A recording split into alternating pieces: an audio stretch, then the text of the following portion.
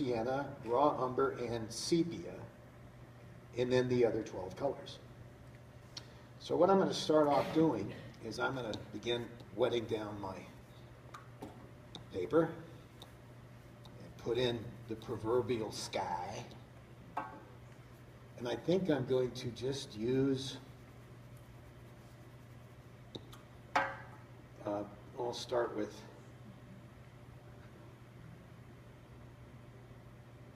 yellow ochre to make a nice sky blue color.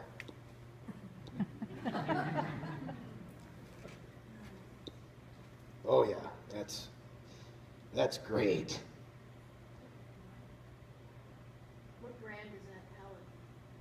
This palette is made by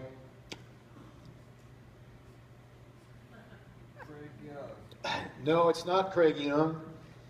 Craig Young is a little too expensive. It's made by a guy up in Oakland, California. It's Iba Co. palettes, and he makes them out of solid brass, which means they don't rust.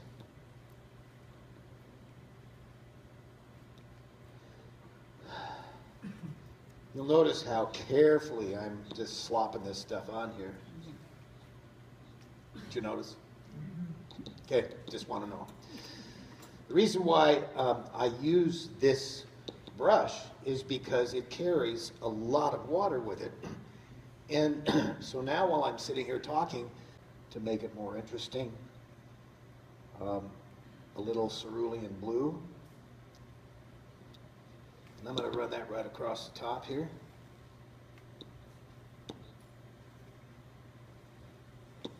Let's go back this way with it.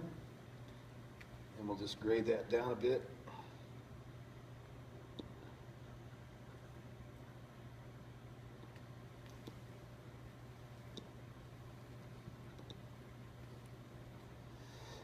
Put a little magenta in there just for the fun of it. Because what's happening now is I'm literally mixing purple on the paper on top of yellow ochre. And what happens when you mix purple and yellow together? Right. It gets gray, but this will be a very interesting gray, I can assure you, if it comes off as gray at all. So all I'm doing is just getting a little bit of color variation in something that could be very boring in a shape that big. Anybody ever think that?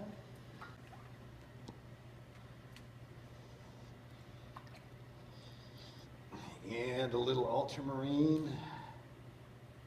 And he's all over the map, isn't he?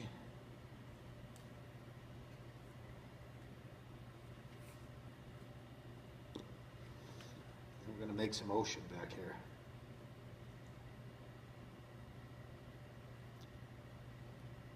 Grade it down. Lighter as we come forward. Actually, it should be lighter up top. Yeah, it doesn't matter. Oh, good. My handheld palette is spitting all over my painting. All right, so I'm going to set this brush down for the moment. And I'm going to come in here and get a synthetic flat. I wish you guys could see up close, but what's going on up here is just lovely. You'll get a chance to probably do that later. What I'm going to do now is I'm going to mix up a deep violet color. I like the pigment ultramarine violet, but I don't have enough room in this palette for it. So I mix it up. And that might be a little... Can you all see that? Mm-hmm. That looks a little intense to me for what I want. So I'm going to add a little yellow to that. And just knock it back a little bit. So it's still violet, but grayed down considerably. That's a good start. Not quite there yet. Okay, that's probably it. Now I'm going to blot out some of the water, and I'm going to come in here and build some shapes that are going to sit back in the back and be looked at as, or thought of, as trees.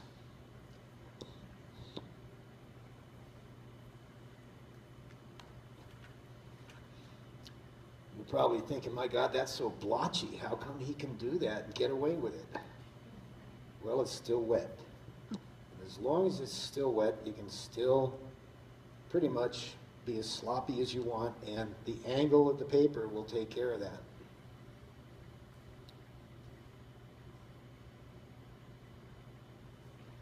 Painting on 140-pound rough.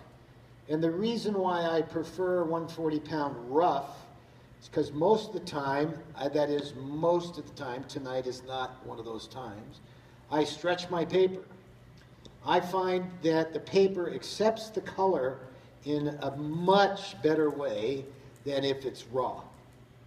So that's item number one. I also use rough versus cold press or hot press. And the reason why I do is if I'm using cold press and I'm using a lot of water in my painting, the cold press can't keep it keep the paint on the paper. It slides right down and right off the paper.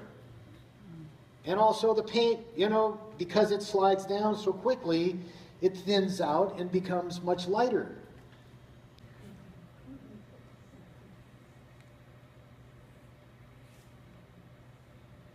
Do you ever use wash in work? I do. In fact, I would say generally Holbein and Winsor Newton. I don't like to give commercials too much about paints, but that's what I find my habit is, and I think to some extent that came from habit. Okay, so there's my trees. I'm going to come back here with my sponge and lift some of that off and clean that up in that edge. Nice sky blue, right about there.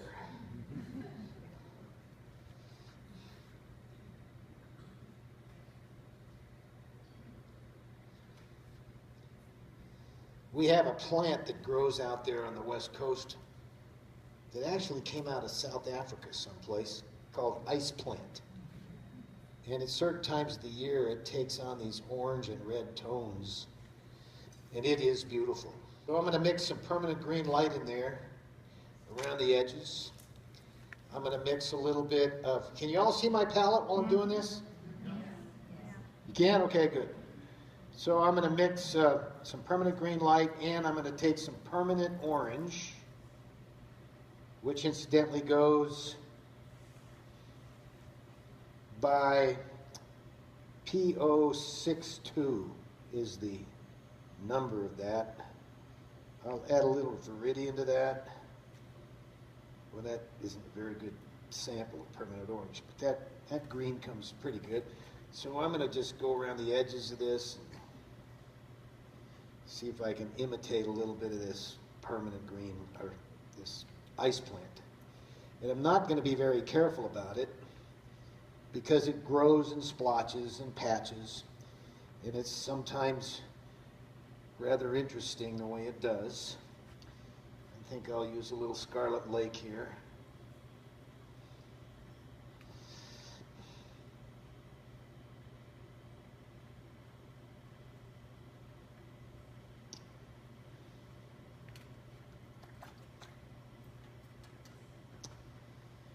Okay, I'm not happy with that green.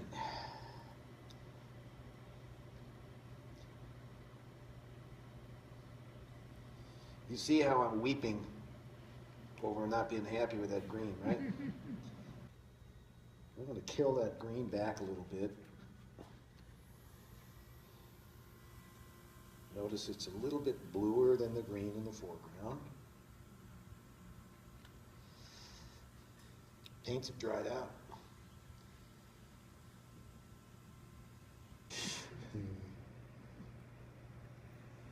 All right, so I got to get this path here a little bit. I want to break it in places and have it start in others.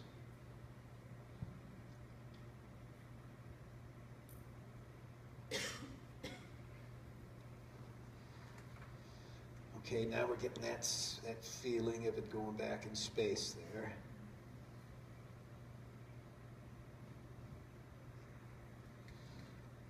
And I caught that wet edge of where that ochre was just enough so you got the feeling that there was some continuum back there, but you couldn't see where it starts or where it stops.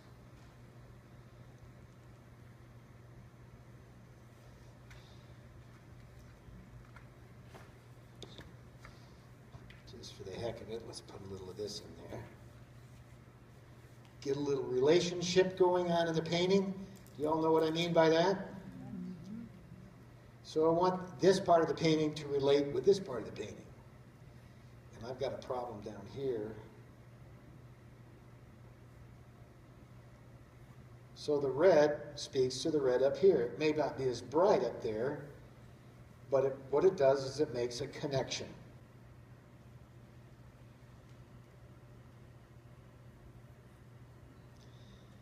Where I live, and the kind of stuff that I like to paint, it seems to me that there is just an excessive amount of green. And when I first started painting, you know, I used to love to go out and paint those green fields and so forth.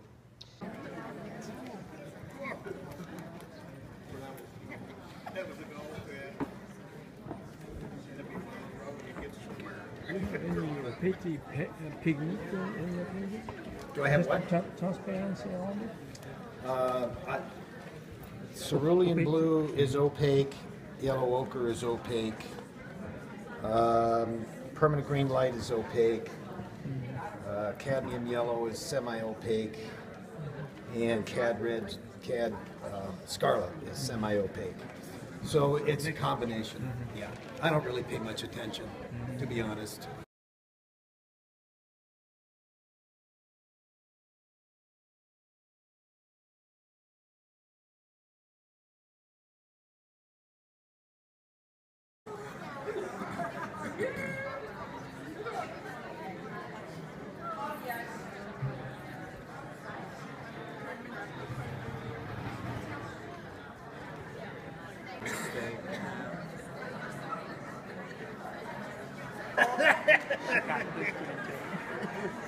This is not looking good. Yeah, we got a new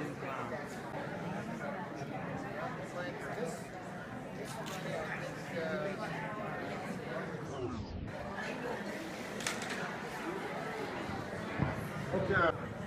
Start narrating his demo here. Looks like.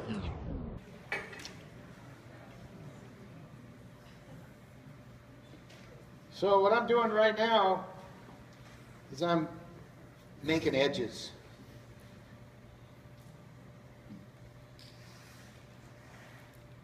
How many people have ever used their finger to make edges? And they are very dark. I mean, you can't believe how dark they are. They are green, but they are almost black. They're so green, they're so dark. So we're going to put a dark tree in here.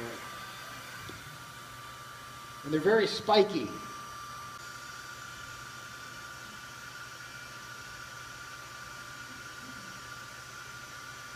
Negative painting here to kind of draw the eye back in that neighborhood.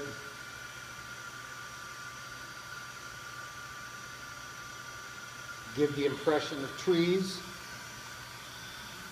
Gonna lose that edge up here and there. Wow.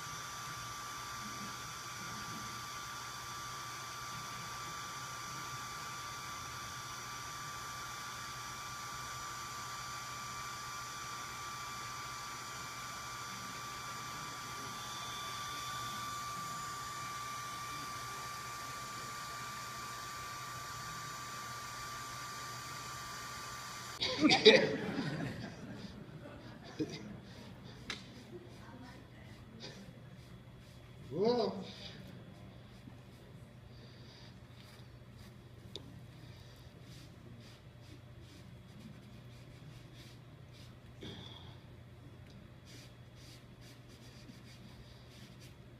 add back in there a little bit of alizarin. It's not quite the color I'm after. There it is. Let's try this again. This does not want to take that color.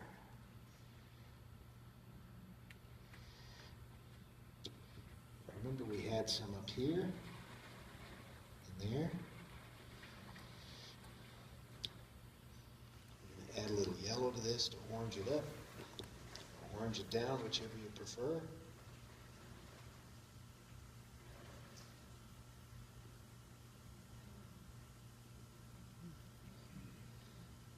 I can hear the bated breath out there. What's he going to do? I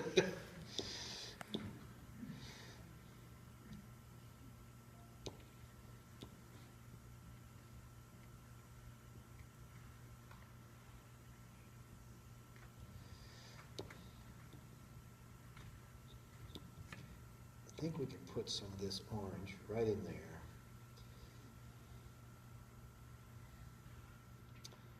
I'm anxious for that relationship to really develop there. I need to have some conversation back between those 2 points. And I might even put just a little dash of it back in there. So now I have a stepping back. I have those points of color that step back a little bit. How many of you would be tempted to come back and put the details in these trees? Somebody raise their hand. Oh, a couple of my friends from the workshop. So, fact is that, you know, as you go back in space, the details just aren't there. They just simply aren't there. We do have interesting shadows back there, but there's no details back at in that neighborhood. And one of the things that I shared with my class today was the magic 15 words. And you all know what they are, right? No. Oh, write these down. Line, size, shape, direction, color, value, texture, unity, harmony, dominance, conflict, repetition, variation, Very variation, good. and balance. You get that? Yeah. Okay. So Repetition. I learned that from a guy by the name of Ed Whitney. You all have heard of Ed Whitney before, I'm sure. After reading his book, I found out that that was some pretty important stuff. And in that group of 15 words, details do not appear. Line, size, shape, direction, color, value, and texture are the elements of design or the marks that we make on the paper. Obviously, you can see shape, there's color, there's line or edges, you know, et cetera, et cetera. And what we're reaching to do, the work we're reaching to do is to create a sense of unity, a sense of harmony, conflict or contrast, dominance, repetition, variation, gradation, and balance. Did I miss anything? I don't want to get too carried away with it. Just make some kind of effort at it.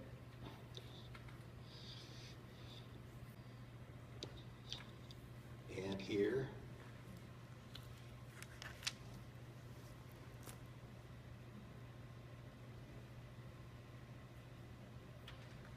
And here.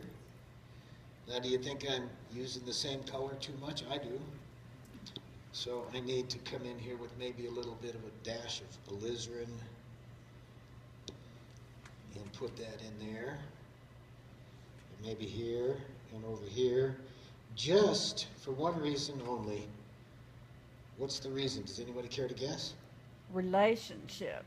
Relationship. It speaks to this up here, doesn't it? Mm-hmm. But also, I want color variation. I don't want a lot of the same thing over and over again. I don't want things to get boring on me.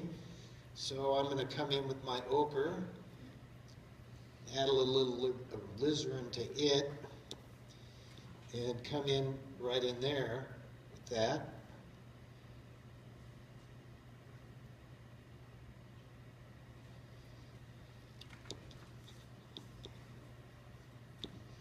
And you know,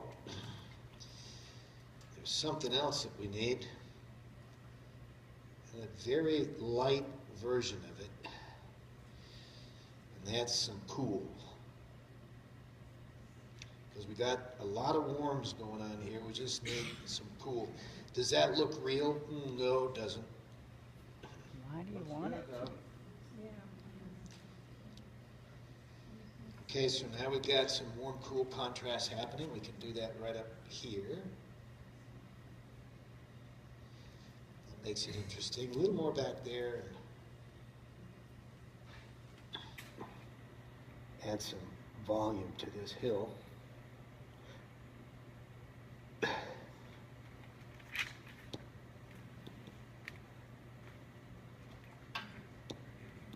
And soften that edge.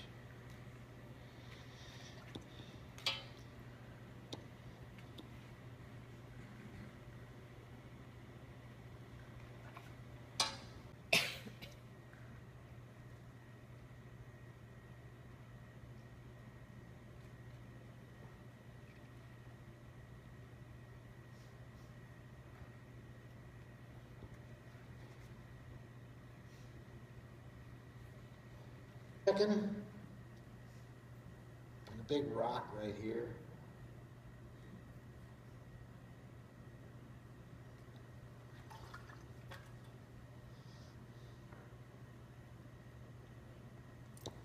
Little ultramarine blue, little sepia.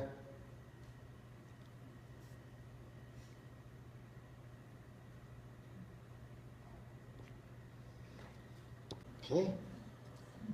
Not quite, but almost.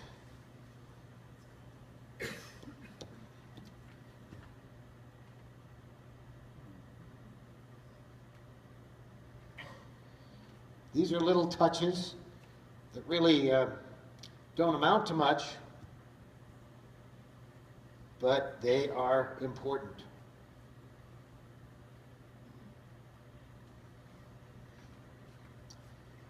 Okay, and I'm going to go back in with some more green, good old green, mixing it with some umber. And I'm just going to use a little bit of line to kind of spark it up a little bit. Let's go right here, maybe here, there, there, there, there. Just to give it some interest. You need one right in there. I don't want to get too carried away with that. And then I'm going to use that same umber, a little ochre, and I'm going to add some other line here just to get the sense of falling. Line is a very important element that we can make some very expressive things with. What am I missing? Let's do a little skippy-doo here.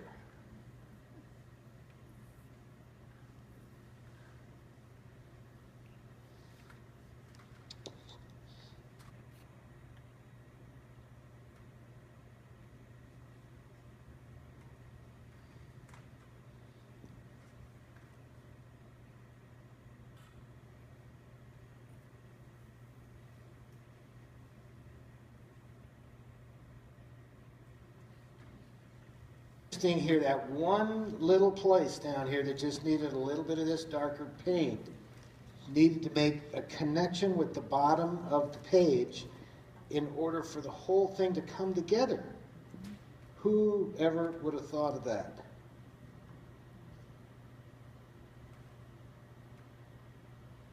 That's why we had that note on, because that really told us that the composition was going to work if it had that connection at the bottom. Y'all see what we're talking about? Oh, look. Oh, I see how he's doing that. Yeah. So that connection really made the difference. If you take that out of there, it kind of looks like it's floating, doesn't it? There's no anchor.